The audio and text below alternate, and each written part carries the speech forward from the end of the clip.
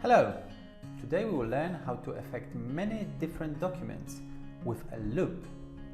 Now, there are situations when we have a list of documents and hundreds of them, and we want to do some actions only on some of them.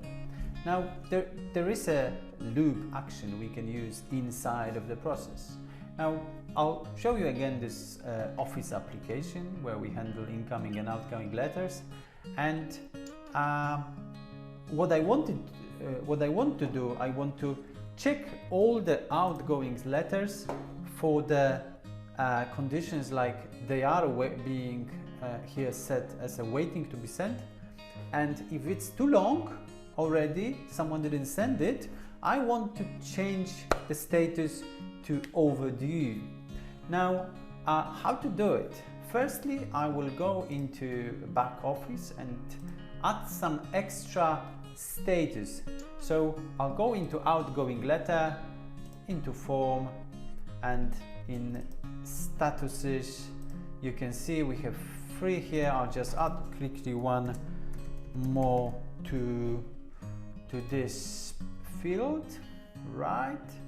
And now I can go into processes and create a new process which will be checking this information for me. So I will call it check for overdue, and I'll base it on outgoing letter forms. Now in a diagram I will use only one step, which is an activity here called loop. Right, for all the low code enthusiasts, the loop we use is a for each loop. Now for all the citizen developers, what this loop does is basically iterates on all the documents from the given list, checks the conditions and pick only those where these conditions are met. So what I want to do here, I will call it check outgoing list, and as a setting in here I will use a mode document lists. I will choose the list of all outgoing letters, right?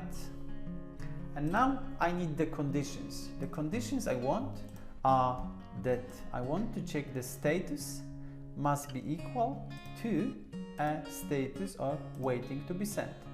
And also I want them to be delayed, overdue, so I will add another condition where we will use the document date must be less than, and in here I can put the specific date, or I can use a function where would be -3. It means that I will only check for the documents with the status waiting to be sent and already overdue by 3 days.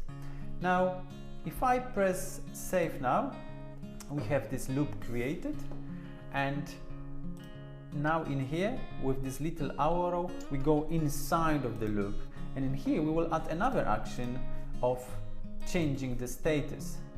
So let's call it change to overdue,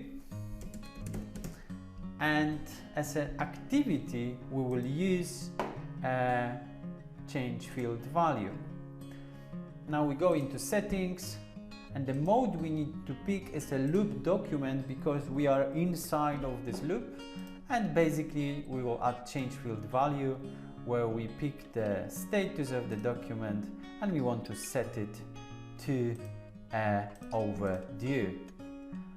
It's all now done and save, and simply we can now affect all the documents in the system and see the status changed.